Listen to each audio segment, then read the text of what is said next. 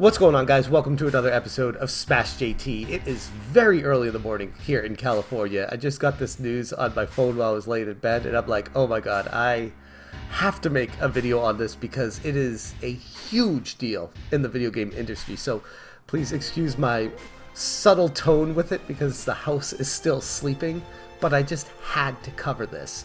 The Embracer Group is restructuring, and they're in a tremendous amount of trouble.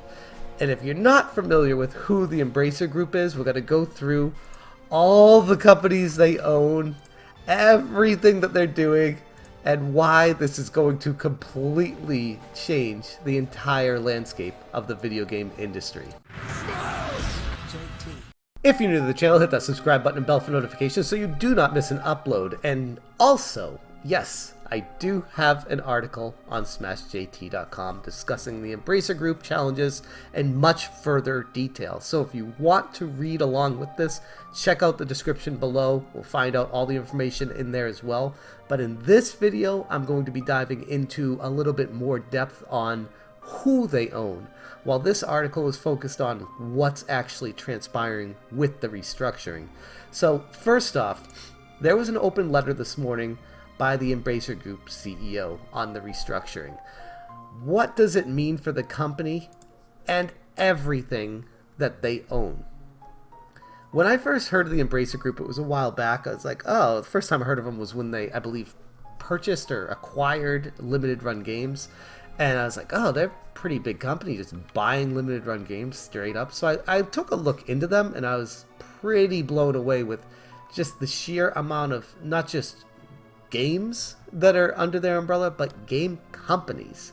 And I put an image here to give you a little bit of perspective just on the breakdown of the pie chart in the game industry, where most people have heard of, you know, Microsoft, Ubisoft, Sony, EA, Tencent, Take-Two.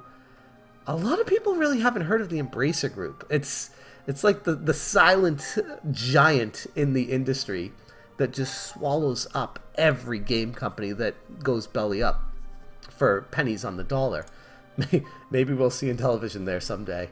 But right now we're looking at how they've had a tremendous amount of game companies in their history, how they got started with comic books and all the little stuff, and then how they became the new Nordic Games from 2004 to 2011 when THQ went belly up. Then their massive expansion took place in 2011 to 2018 when they took over THQ's Deep Silver, and then rebranding the THQ Nordic under Embracer Group with further acquisitions from 2019 to present, where they own the games and the rights to the games like Biomutant.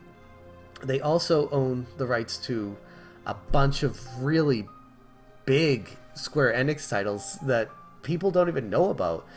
In May 2022, Square Enix and Embracer Group entered into an agreement for Embracer to purchase several assets of Square Enix Europe for $300 million. These included development studios of Crystal Dynamics, which is the ones behind Tomb Raider, Eidos Montreal, Square Enix Montreal, and intellectual properties such as Tomb Raider, Deus Ex, Thief, Legacy of Kain, and more than 50 others. And they're big. I believe Gex is another one of those that's in the 50 others. May 2022, they established Embracer Games Archive, a video game preservation effort using library of games as well as from other parties. And with over 50,000 games already within it, Embracer plans to eventually make parts of the archive available online for research purposes. And August 22, limited run games acquisition, as well as the intellectual property rights for video games based on Lord of the Rings and Hobbit by acquiring Middle-earth Enterprises. And I mean, it just goes on and on. This company is massive, and all they've been doing, like just this blob that just keeps absorbing everything in its path and getting bigger and bigger and bigger. And then the economy had a little bit of a downturn. This is the biggest move that I've seen. I've heard of some, minor downsizing, Ubisoft cutting divisions and reorganizing, but nothing like this. This is going to be insane when it's all said and done. they go through, the CEO of Embracer goes through the phases of the reorganization, and the program of the reorganization is divided into phases until March 2024, focusing on cost saving, capital allocation efficiency, and consolidation. The initial phase, which is immediately, mainly targets cost saving across the group, meaning they're going to be cutting everyone they can that they don't think makes a meaningful impact to the bottom line. And out of 16,500, or as they say here, close to 17,000 people at the company, my guess is off the top, it could be anywhere from 2,000 to 5,000 people, if that's the case. Again, totally guessing, but you don't write an open letter on restructuring unless it is dire straits. And the way this is written, it tells me that they know that it's going to get a lot worse before it starts getting any better, if it ever does get any better. Asking all our managers to lead and act with compassion, respect, and integrity. That's, I mean, first off, my heart breaks. It genuinely heart breaks for when this happens. The game industry especially it's kind of like working in the entertainment industry. There's no guarantee of future employment.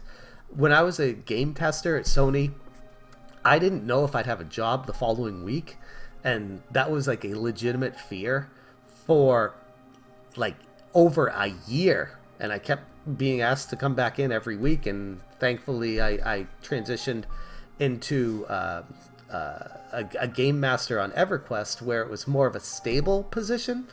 And as I did that, I saw more and more QA testers being let go on a weekly basis, and it was so tragic. I mean, all these people, my friends, my coworkers, everyone. And the game industry is like that. When it's not making money, it's losing money, and when it starts losing money, they need to start cutting costs. And it's a very cold industry at the end of the day.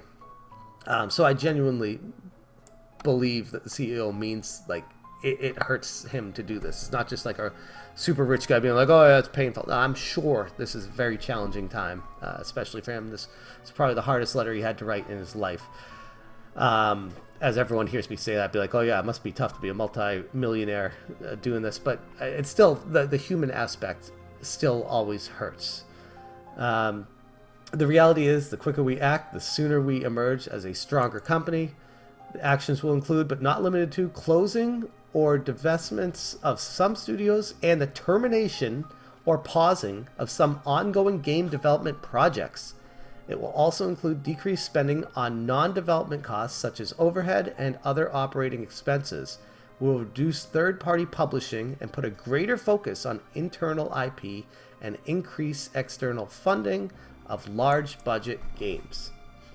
I wonder what that means for limited run games. I know the business model for limited run games is not great. They are a forward producing economy. It's almost like a pyramid scheme where they need to sell games in the future to produce the games in the past. And at some time, that luck is going to run out. And when it does, it's not going to be pretty. Hopefully, it's not with this. But I'd imagine there's going to be a deep look at the operations of limited run games with this letter coming out. And that's a very, very small portion of the grand scheme of Embracer Group. I just know a lot of my viewers care about limited run games, so I want to definitely mention that specifically. He goes on to talk about the untapped potential and growing in different areas and how they're proud of what they've accomplished in the past. A solid year with releases such as Remnant 2, Warhammer 40,000, Space Marine 2, Payday 3, Hot Wheels Unleashed 2, Turbocharged, Arizona Sunshine 2, Alone in the Dark, Homeworld 3, and many, many others. Our financial year started with one of our greatest successes so far, Dead Island 2, which exceeded our management's already high expectations. It's always interesting when I read something like that, and it's like they make more money than they expected, but it still isn't anywhere close to what they need to keep this blob moving forward and growing. It's a scary industry to be a part of if you see that kind of stuff transpire. So my article goes more into the restructuring and the personal impacts and the future implications of Embracer Group. I'm going to put a link, like I said, to this article in the description below, but that's my initial take and thoughts on the Embracer Group restructuring. It's in a lot of trouble, and I don't foresee this being a great outcome. I wonder if any of the titles that they make that I am passionate about, like the Tomb Raider series, Legacy of Kain, and other games like that, I wonder what's going to happen with those. And like I said, Asper Media, the company that was behind the Knights of the Old Republic 2 on Switch, now we see why they had such a BS move where they stopped working on the DLC for KOTOR 2. That was a precursor to this. We saw that happen, and we're like, what's Asper Media doing? Like, why are they treating the customers like crap? Just finish the game. Do it right. And then we see this come out, an open letter from the CEO. It's like, oh, now it makes sense why they just shut down that operation and started giving away free games instead. And they didn't even apologize, just saying we're giving free games instead, which they handled that press release terribly. I made a video talking about that. If you guys are interested, I'll put a card at the top here. But yeah, that is basically the situation for the Embracer Group. And I guess time will tell to see how they come out of this and if they can successfully emerge as a stronger company. But usually when stuff like this happens, it's not pretty. It's not. And I wish the best to everybody who's affected, who works for them and is affected by this. So I'm going to leave it there. Thank you guys so much for watching. And as always, you stay smashing. Smash J, Smash J,